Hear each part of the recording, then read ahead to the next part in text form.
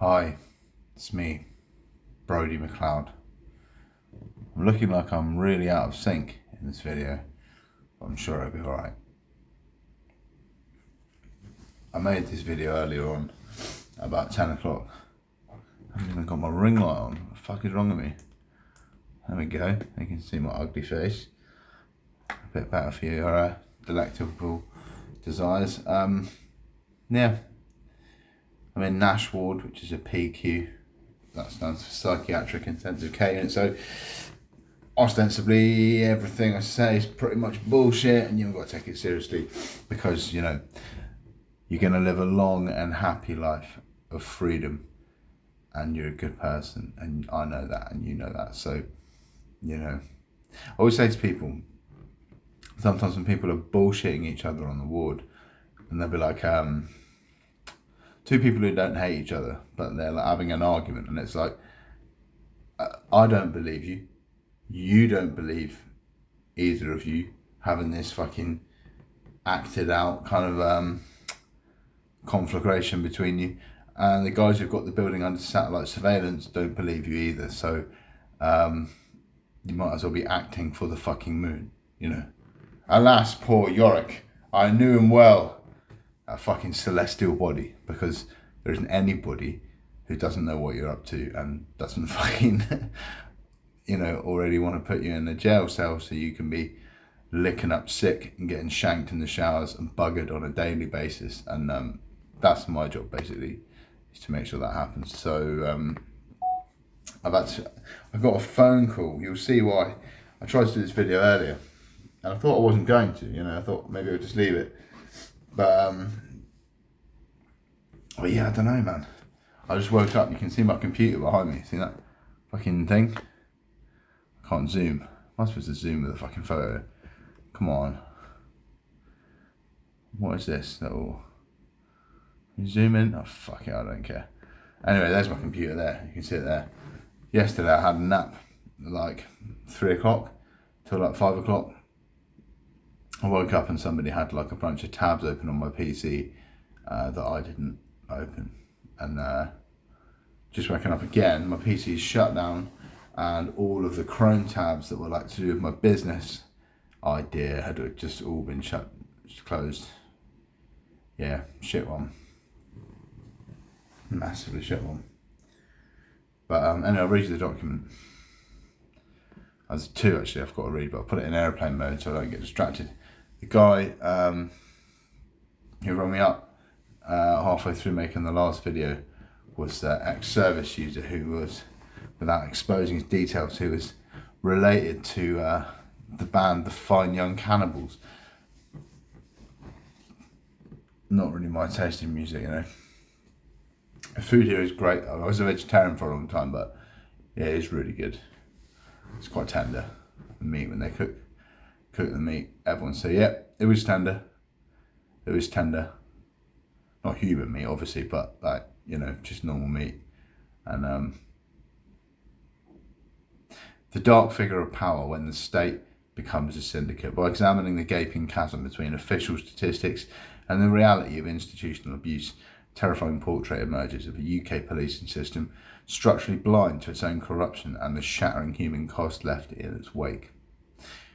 On paper, I had to stop the last recording because an Instagram thing of this guy's name came up, and I couldn't put that on the internet because it would be defamatory.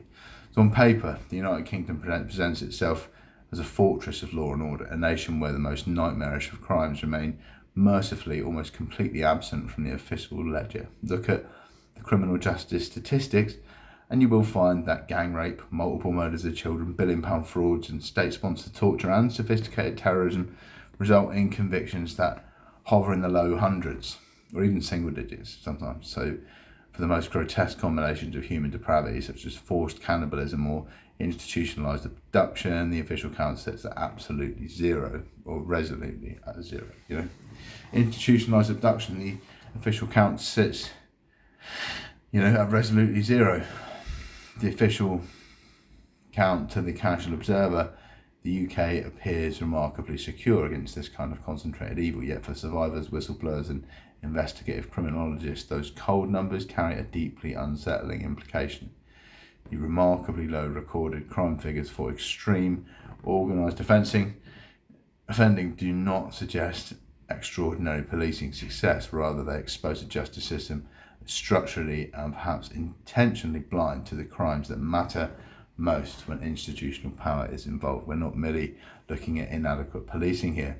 We're looking at deeply ingrained cultural prevalence of impunity, where the very mechanisms of justice have been co-opted by those they're meant to police. The fox guarding the henhouse, a crisis in UK policing, when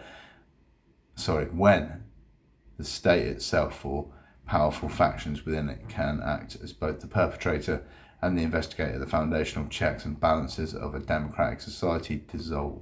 The inadequacy of UK policing in tackling these crimes is not born of mere incompetence or lack of funding. It is a feature of a system that protects its own. This is not a realm of a conspiracy theory, it's a basic institutional logic. Same organisations tasked with rooting out abuse are consistently revealed to be the ones enabling it. A chilling, undeniable example of this internal rot emerged in 2024.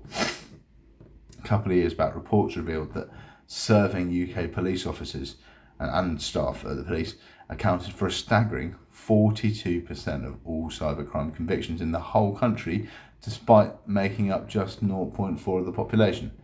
Between January and the end of June this year, this figure spiked to 53%. So it's worse now than it was then. Statistically, a police officer was 100 times more likely than average citizen to be convicted of misusing secure databases for criminal ends. If the digital realm of policing, which leaves literal electronic footprints, can be so thoroughly and brazenly compromised from within, it begs a horrifying question: how much harder is it to detect physical institutional horrors that leave no easy digital trail? The cultural prevalence of hidden horrors. Look closer at the separate categories of these heinous acts. The nuances become suffocating. Multi-billion-pound fraud convictions sit at zero because the truly vast state-adjacent financial schemes that rarely face courtroom reckoning. They collapse into endless, toothless public inquiries designed to placate rather than punish. Institutional sex offending. The catastrophe, Rotherham, Rochdale and Telford scandals in the past decade still produces only a trickle of organised convictions each year, despite thousands of victims coming forward. These are not isolated anomalies. They point to a cultural prevalence of exploitation, a society where vulnerable populations are routinely commodified and consumed by organised networks that operate within the tacit and sometimes explicit blessing of local authorities and law enforcement. And what of the complete absence of any recorded forced cannibalism or NHS-scale brothel rings? The official silence tells us nothing about their non-existence, but speaks volumes about how successfully such unfathomable acts can be buried when the perpetrators control the medical records, the hospital wards, the forensic labs, and the media narrative. The anatomy of helplessness fighting the issue. There is no official metric for the crimes that succeed from the perpetrator's point of view. Criminologists would refer to this as the dark figure of crime, the offences that are never reported, never investigated, never prosecuted because the victims are silenced, discredited, or entirely erased. Some people who go missing in this country are people inevitably who get murdered. They never return to their family and their friends.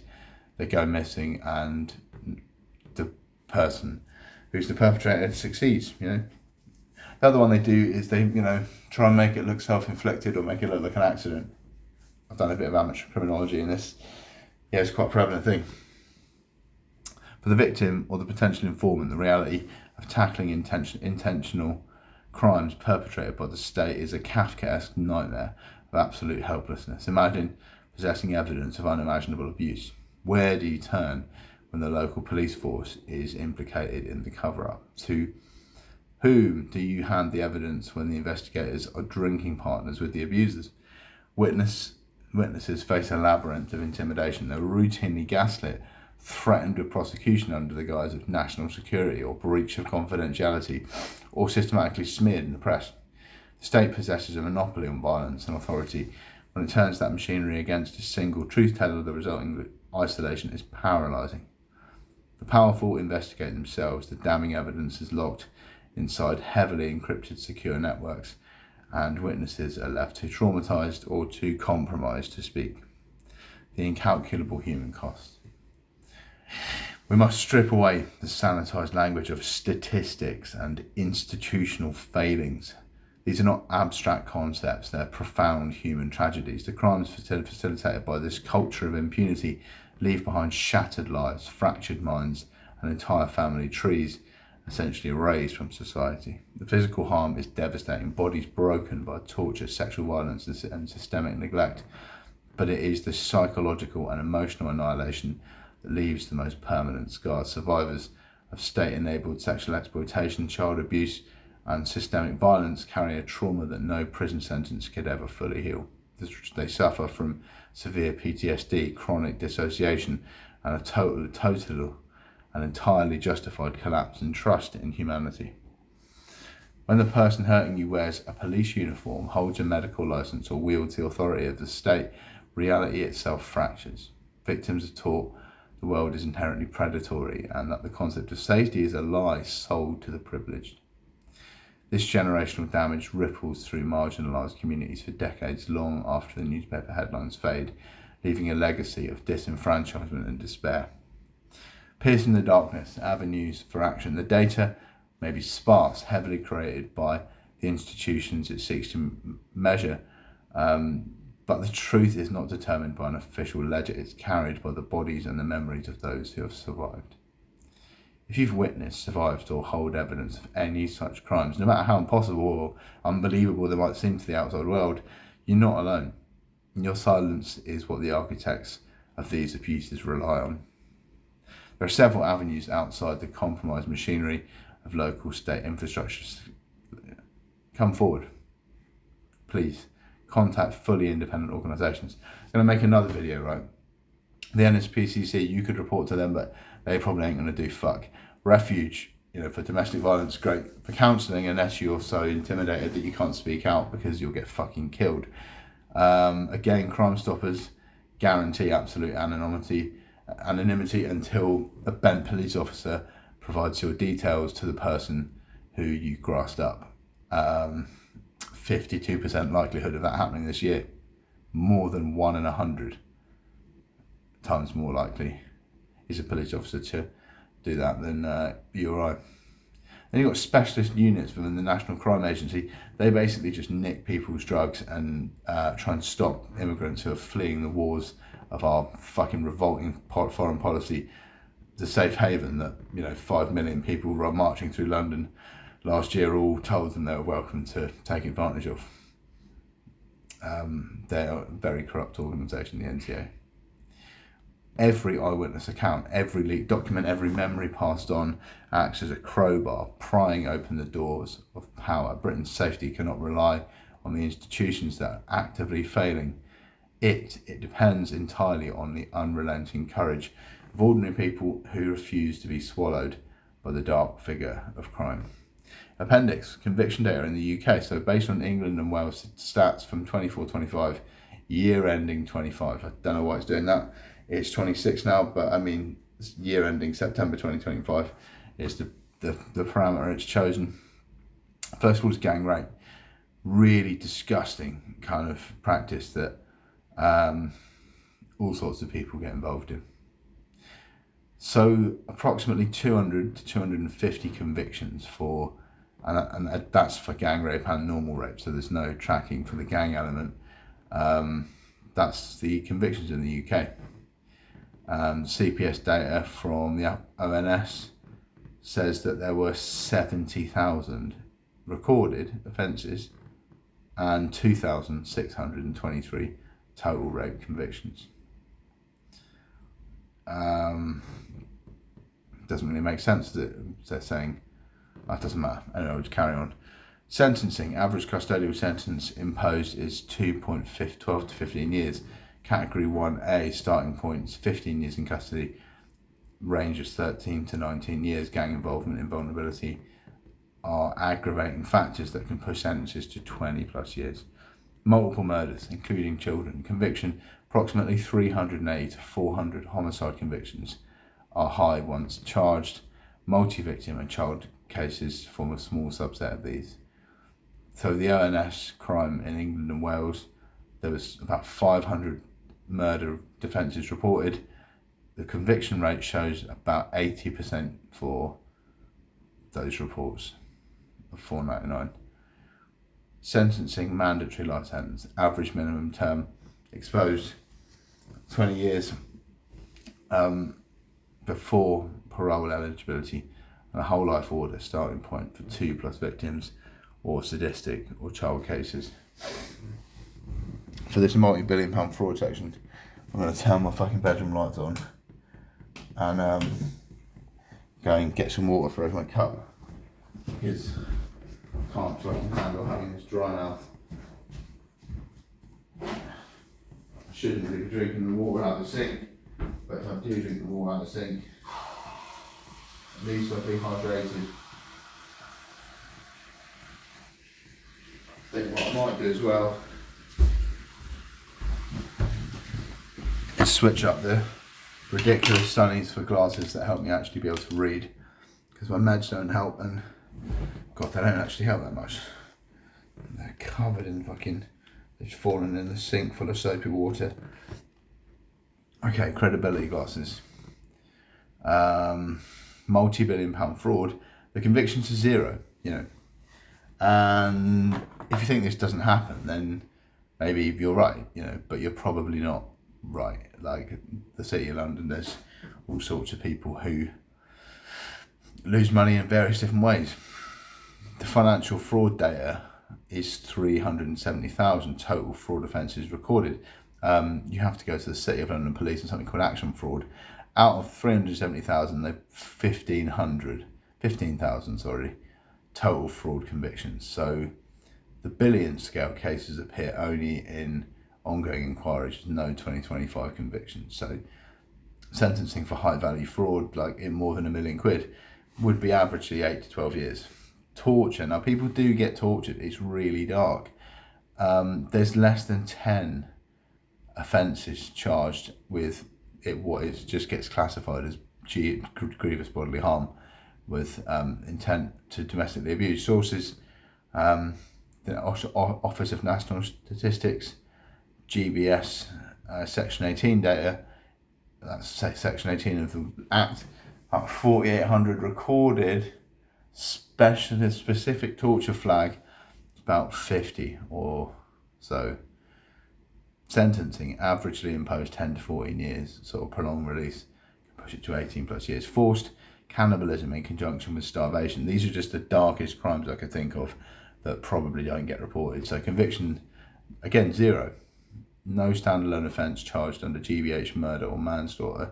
ONS homicide and GBH data, no recorded cases of cannibalism in modern UK statistics. Sentencing, not applicable due to serious convictions.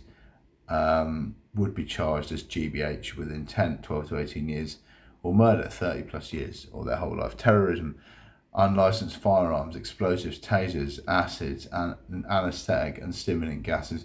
Convictions approximately 120 terrorism specific, about 2,500 for firearms and explosives, and the conviction data for 25 on firearms and explosives was like 180 arrests at 6,200 firearms offences. So serving 25 to life imposed for serious cases. Poisoning with multiple illegal drugs. Don't ask me too much about why I'm a vegetarian or why I'm suggesting that somebody might be given drugs to make them sort of aphrodisiac drugs, kind of intersect with one another in a way, but I won't go into that. Like convictions, approximately 15 administer poison with intent. So, and it's under the Offences Against the Person Act, Section 2324, bundled in drug-related manslaughter is 1,800 convictions. Quite a few. Bribery and intimidation of police or emergency services employees. I saw this thing, like there's a charity called Police Care. You know, it's like the police have to go home to their sort of like Marks and Spencer's ready meal and goggle box on their DFS sofa with their wife and 2 kids and their fucking Mondeo on finance and their 61 grand of credit card debt. You know, they get paid 40 grand a year. If you try and get these people to, you know, catch real criminals, like people who are dangerous, it like, you know, the mind boggles. It's like it puts them and their family in danger. I met a guy last year. His son was an armed police officer for Avon and Wiltshire Partnership. For Avon and Somerset Police. Excuse me, it's 2 in the morning. It's 3:20. I've been up since 2 in the morning. I don't know what happened. I just fell asleep with listening to music and woke up, and all my laptop tabs had been deleted. And yeah, I felt like I should wake up. Bribery and intimidation of police emergency service employees. Convictions approximately 300, misconduct in public office and bribery and intimidation. The Bribery Act data, 400 misconducts recorded, 180 convictions, so about half. Sentencing, average imposed 6 to 10 years. Massive scale institutional sexual soliciting, assaults, NHS trusts, hundreds of victims. Convictions are about approximately 200 organised institutional sexual offences. ONS are saying it's 209,000 totals recorded, with about 5,000 total sexual convictions. So that is, less than 2.5% of the offences recorded face to prosecution in this country. So it forms a small subset. Sentencing on average was 13 to 19 years. If it was organised, breach of trust can push it up to 20 years. So, if it's kind of being orchestrated by everyone at the fucking hospital, then, like patients who are paying to be put into hospital, whether the NHS, and hospitals who are getting paid by that money, and also other money that floods in through salubrious channels, all visible to the FBI, the NSA, the CIA, Interpol, Europol, and the US Secret Service, and of course MI5 and MI6, but unless they're cotton socks. Sentencing is like 20 years, yeah. Abduction, number 10, and false imprisonment. So convictions, approximately 600 combined, kidnapping and false imprisonment. 1,100 kidnapping, 800 false imprisonments recorded. Sentencing average imposed 6 to 12 years, linked to murder, rape, terrorism, 15 to 20 years consecutive. I think AI has fucked this up a little bit, or maybe someone's fucked with the document, so that doesn't sort of give the, I wanted to know the reports and the convictions. So it's saying just 1,100 kidnapping and this many false imprisonment recorded. It doesn't say the conviction rate, so probably have something I'll just put into Gemini and ask them to get it right, but I just want to get the document out. Final commentary beyond the ledger. The statistics laid out in the appendix above are not measure of safety, but a testament to what a compromised legal system refuses to see. When convictions for the most organised, devastating crimes against humanity sit near zero, we must critically question who is writing the ledger. The dark figure of power thrives in silent spaces between these data points. Piercing that darkness requires more than demanding better policing. It demands a societal refusal to accept the state's self-investigation as the final word. The path to true accountability begins when we stop equating the absence of convictions with the absence of crime, and instead prioritise the voices of the silenced over the comforting yet deadly fiction of official statistics.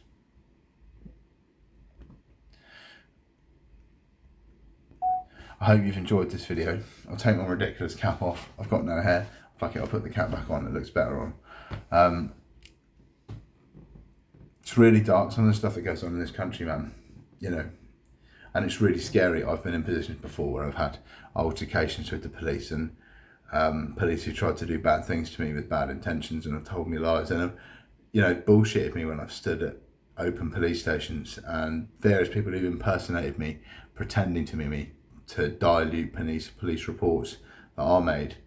And in part 2, I'm going to examine the way that, if you can't call the police, who are you going to call? The fucking Ghostbusters? What the fuck are you going to do about it? Because if the British police force is involved, then low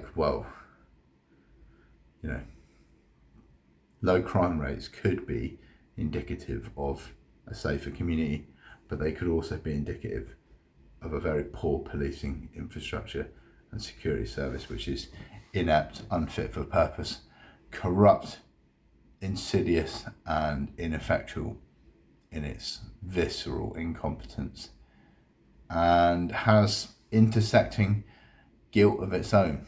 You know, it doesn't want to investigate its own officers and find them guilty, you know, so yeah, they just brush it under the carpet. Tune in for part 2. If you've got a heart and 2 brain cells to rub together, then you'll probably find this interesting. If this doesn't interest you, then there's a special place in hell for you. But yeah, pretty dark stuff, but food for thought, eh?